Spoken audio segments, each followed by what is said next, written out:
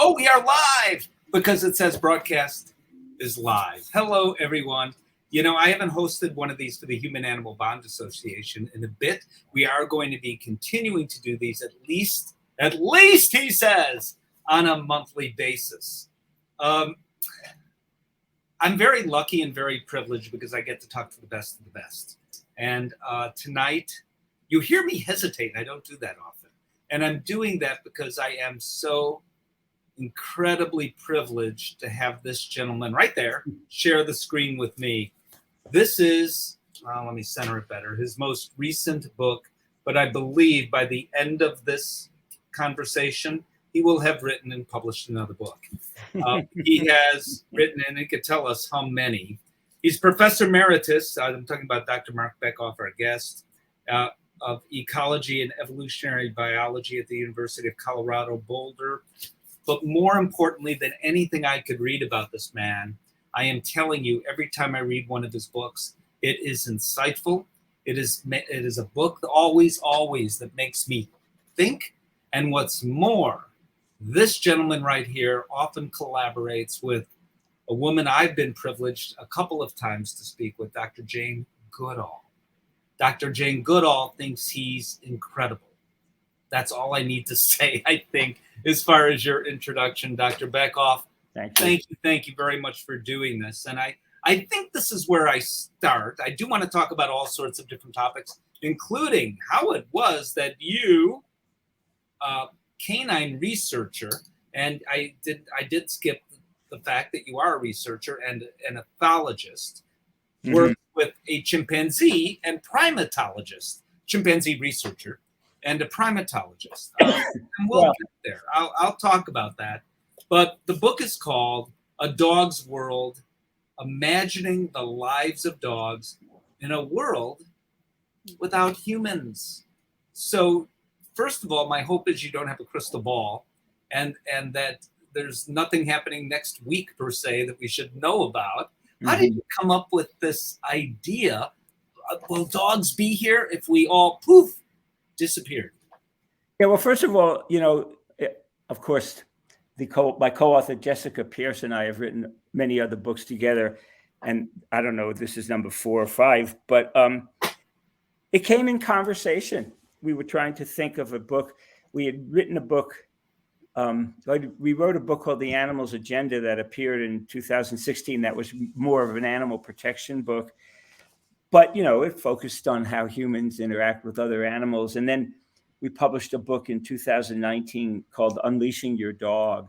And Jessica's expertise is a lot on the ethics of pet keeping. And we're both keenly interested in dog-human interactions. So, I mean, neither of us can pinpoint the time it happened, but we'd get together and talk about different ideas. And just, I think over lunch one day, you know, we were talking and we just started homing in on that fact that, you know, homed dogs are really captive animals, and not in a pejorative sense, but, you know, they are captive. We decide what they do when they pee, poop, eat, who they play with, if they play, if they get exercise. And the fact, too, that only about 25% of the billion or so dogs in the world are home dogs. So as a researcher, because I've been researching dogs and have done a lot of field work on coyotes and other animals, people have a misconception of who dogs are, that most people are only familiar with homed dogs. So generalizations about what dogs can and cannot do from laboratory studies, some are sound, some are not sound, but they're ignoring about 75% or 750 million free-ranging and feral dogs who have different degrees of, say, involvement with humans. And so we just talked and talked. We made an outline. We did a book proposal. We found a publisher. And that's all she wrote, if you will. I can't imagine that you would have a hard time finding a publisher, but that's a whole other thing. So let me ask the question, cutting to the chase. Well, will dogs survive when next week on Thursday at 4 o'clock, all the humans disappear except you because you have to be here to document what happens.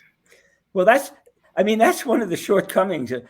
So we had different scenarios that dogs would disappear in one part of the world, but there'd be ethologists or animal behaviorists or others who could document what happened for the few remaining humans. So that's just one of the downsides of what we call speculative biology or thought experiments. But yes, I guess I'm going to the end and then we can build back. But yeah, I think a lot of dogs would survive without us. Not related to size necessarily.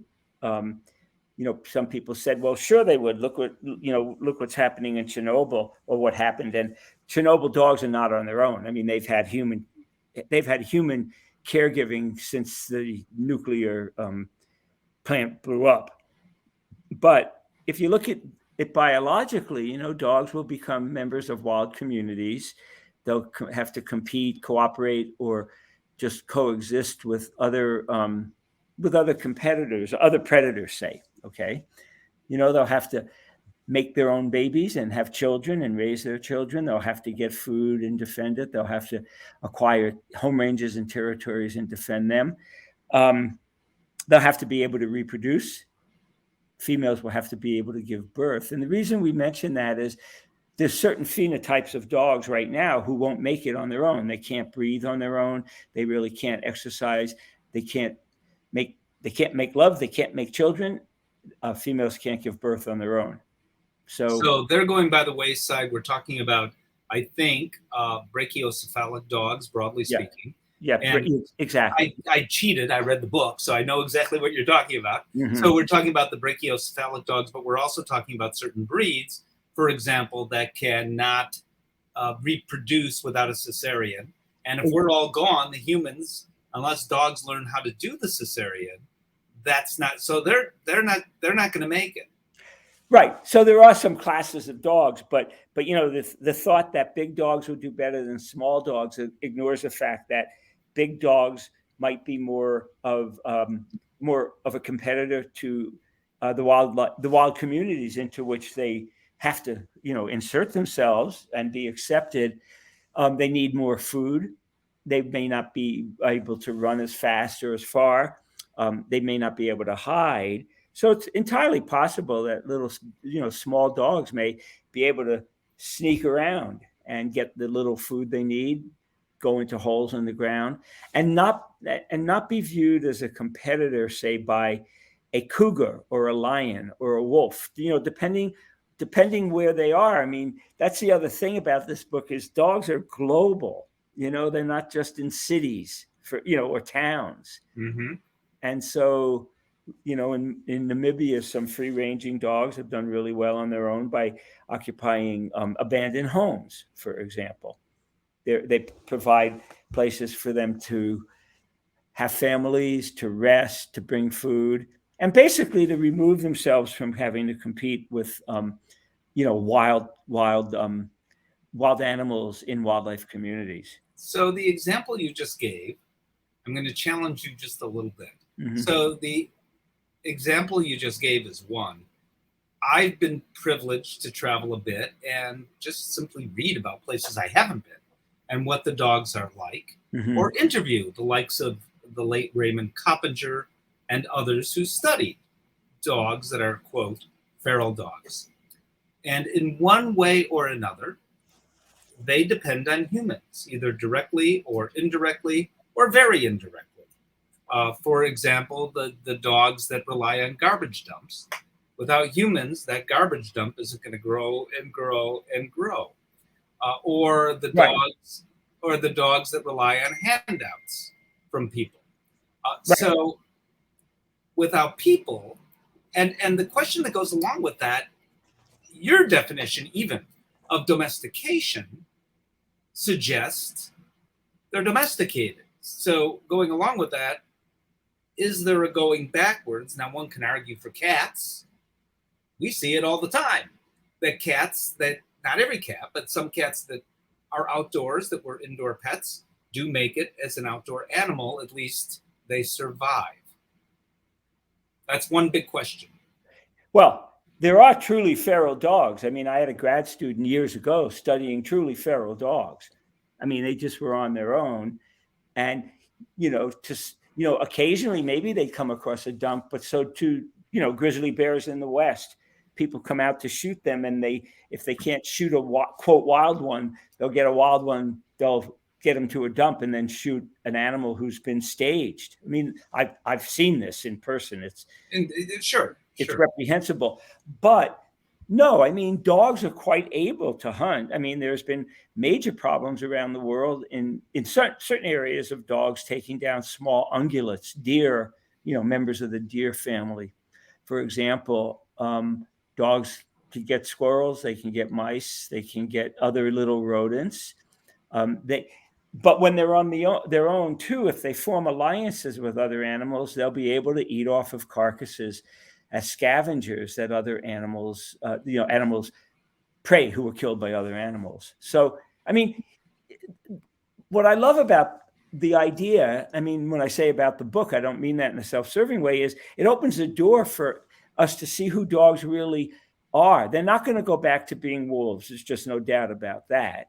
A couple of aspects of domestication would be female dogs typically come into 2 heats a year. Wild canids come into 1 heat a year.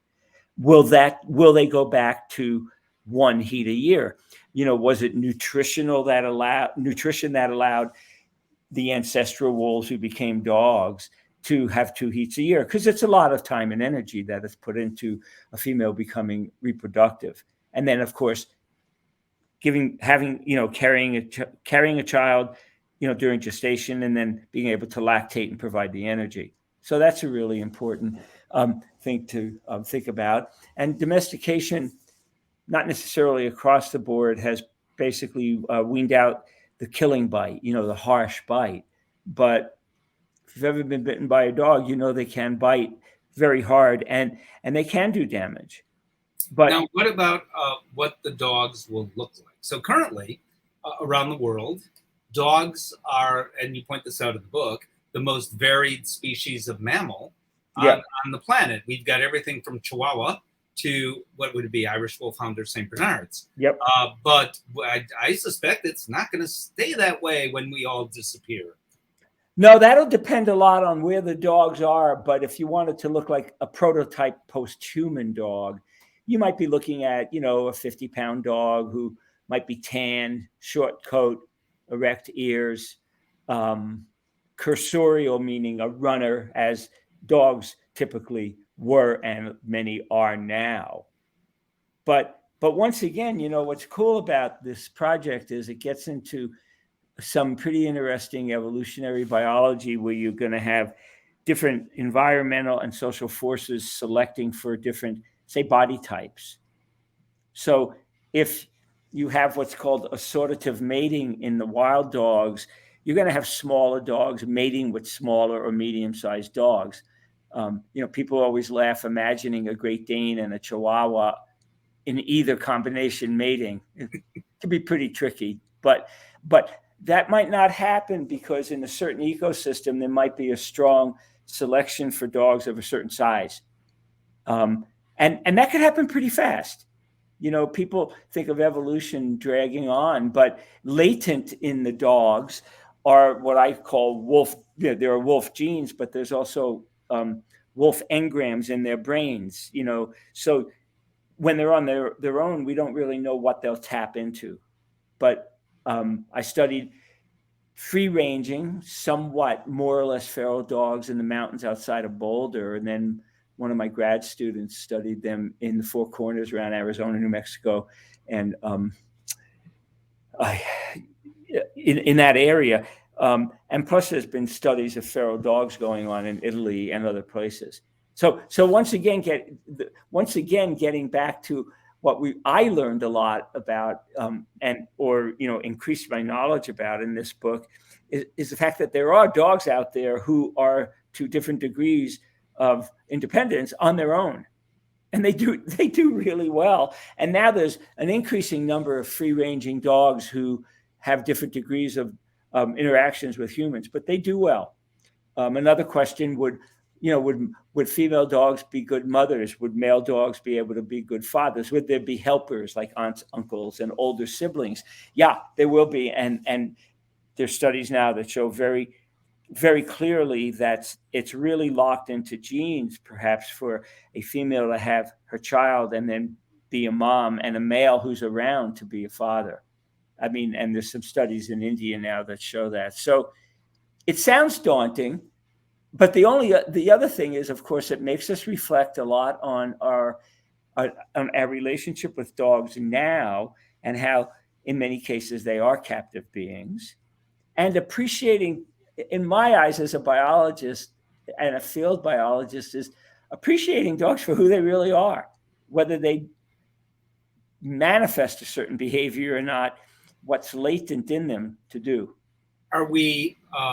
And we only have about 5 minutes here, and I still want to ask you a bit about Jane Goodall, because I promised people that I would do that. Okay. Are we loving our dogs too much, do you think? Is there such a thing? No, I mean, another myth among the myths out there is that dogs are, they'll go man's best friend. Dogs are humans' best friends, and that dogs are unconditional lovers. I mean, that's just junk. I mean, dog abuse is rampant globally. So for some people, are dogs their best friend? Yeah, they are. In some cases, are there dogs who are unconditional lovers? There may be. But having rescued dogs who have been abused, and I'm sure a lot of your listeners too, they're not unconditional lovers. You have to earn their love. You have to earn their respect. You have to earn trust and safety. So, maybe when there were fewer dogs on Earth, and if there were some humans, I mean, we allow for that possibility, people would be more interested in them when they see their wildness. We call it their dogness. But what would be the number one thing that you would like people to understand about dogs that you think we're missing? Well, I think there's a lot, but number one thing would be that, they need to exercise their senses as well as their bodies. And that, we call, dogs are nosed animals. Dogs, sniff first and ask questions later. So you must love the nose games and these other sports that have popped up, and people like me, actually, who have been supporting for years the notion of enrichment. Mm-hmm. And I've been talking lately about enrichment even based on the breed you have. So enrichment, I believe, can look different for a greyhound, to take extreme examples. A greyhound compared to a toy poodle, compared to a Labrador retriever. Yeah, absolutely. When I lived in the mountains, and the dogs could run free up there. I mean, my dogs, neighbors' dogs, some of them didn't have a leash on for years, nor a collar. I would lay food out, little chunks of. My dogs loved peanut butter bagels and burritos, bean and rice burritos. I would put chunks out the size of a marble, around an acre or so. They would spend the whole day looking for them. They would share them. And I actually learned a lot about the social dynamics of these 5 to 7 dogs who got together almost daily. So that was enriching for them. And then if they didn't want to do it, they could just go to sleep, and I'd find them scattered all over, just dead to the world, if you will. Do you think those dogs, in a way, had a better life than the loved, obese little dog that is sitting next to the sofa, perhaps, of someone watching this? Yeah, absolutely. Because they had what we call agency, consent. They could tell you what they liked or didn't like, and they had freedom. I mean, I had black bears and cougars and coyotes and foxes right at my door. I had to be careful, but over decades of living there with 6 houses and maybe a total of 40 or 50 dogs over the years, we never had one incident. I think part of it is luck. I mean, a lot of luck. Part of it is the dogs learned who the dangerous animals were. Sure. Sure. So did you wake up one morning and Jane Goodall said, Dr. Bekoff, I'd like to work with you. How does that happen? No, it wasn't like that at all. The way it happened, I mean, in the condensed version, is I knew her first husband, Hugo van Leeuwen, many, many years ago. The incredible photographer. And Jane and I had some contacts, but I did an encyclopedia of animal rights and animal welfare in the late 90s. And Jane would come to Colorado. We actually have common friends in Boulder, but we never knew that. And so the first time I really spent a lot of time with Jane was on a visit in Boulder to a common friend's home. And she wrote the foreword for the encyclopedia.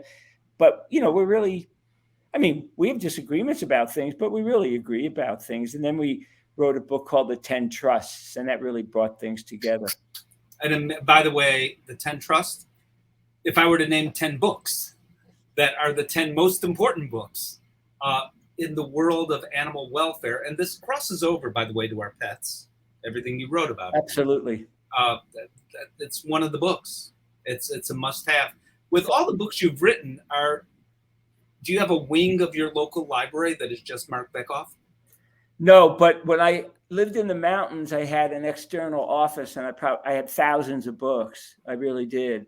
And when I moved down to Boulder, I gave them all. The University of Denver has an Institute for Human-Animal Connection called IHAC, and I'm thrilled to say there's a reading room there in my mom's name with thousands of books. But no, I'm a bookophile. They're all over my place. I love reading.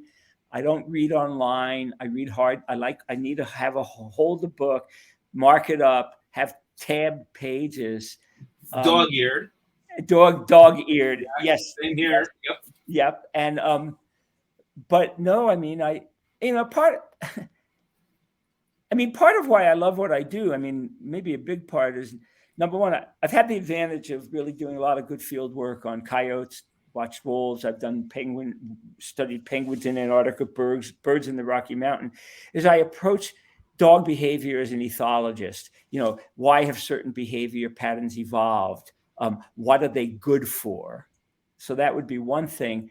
And I was really trained by Michael Fox, who some of you know, who I think he did the groundbreaking work on the ethology of dogs. His book, The Behavior of Dogs, Wolves, and Related Canids, or Wolves, Dogs, and Related Canids, is a classic.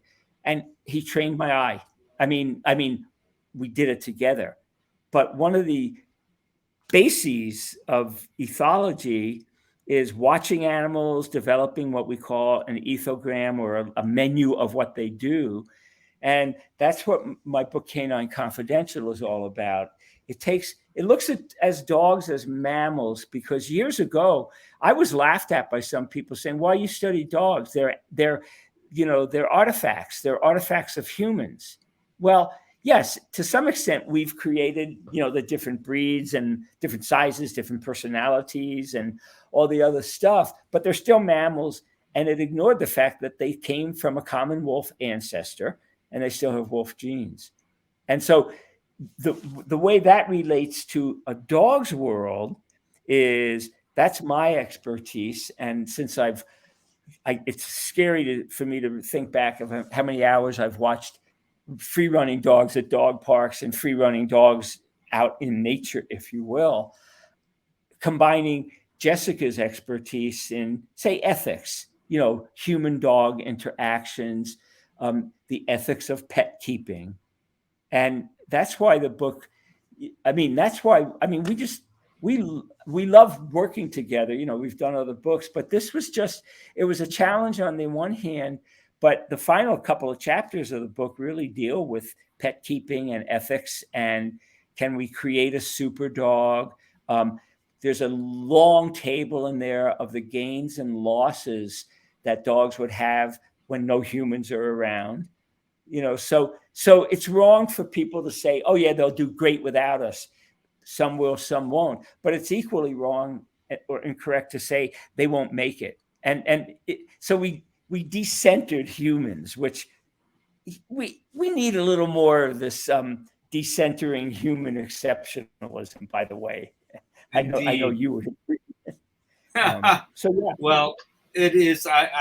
We're just simply running out of time. And by the way, I do have one critique of that toward the end of the book issue when you write about super dogs.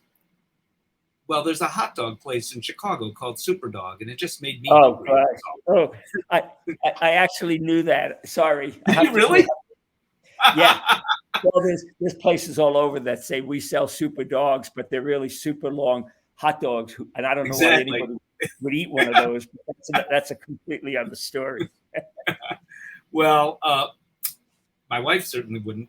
Dr. Bekoff, you're tiling or breaking up or whatever it is you call it technically. So this would be a good time for me to say, first of all, thank you for doing this. I know you don't do a ton of these. Human Animal Bond Association is so grateful. And by the way, friends, if you want to become a member of the Human Animal Bond Associations, just simply go to the website and check us out. We are at veterinary conferences. We provide expertise to veterinary professionals, but we do much more than that.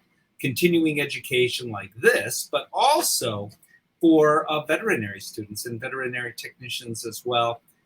And so much more I don't have time to describe, but simply go to the Human Animal Bond Association website to learn more. Oh, one thing I do want to talk about, and that's the Academy. So, Dr. Bekoff, we have experts like yourself, actually, and maybe one day we'll wrangle you into doing this, who speak, and veterinary professionals and other professionals, such as ethologists, can receive formal credit for watching these conversations. But our goal is to make those talks a bit different than something veterinary professionals, for example, may get at a veterinary conference. So, yeah, it is. It is. And it's international. We are also the organization that created the International Human Animal Bond Day. And I think I've got that right. In any which case, plugs aside, grateful to you. Thank you so much. I don't know how you do it. I mean, really, by tomorrow morning, this gentleman will probably have another book out. Humananimalbond.net. I don't believe I was specific about the website. I just said, check it out. But humananimalbond.net is the website. To all of you, thank you very much for watching. If you didn't see this originally, you missed it. But it'll be on YouTube for people to see as well. To Julie Legrid, our executive director, who organizes all this, thank you very much. Thank you, thank you, thank you. Thank you.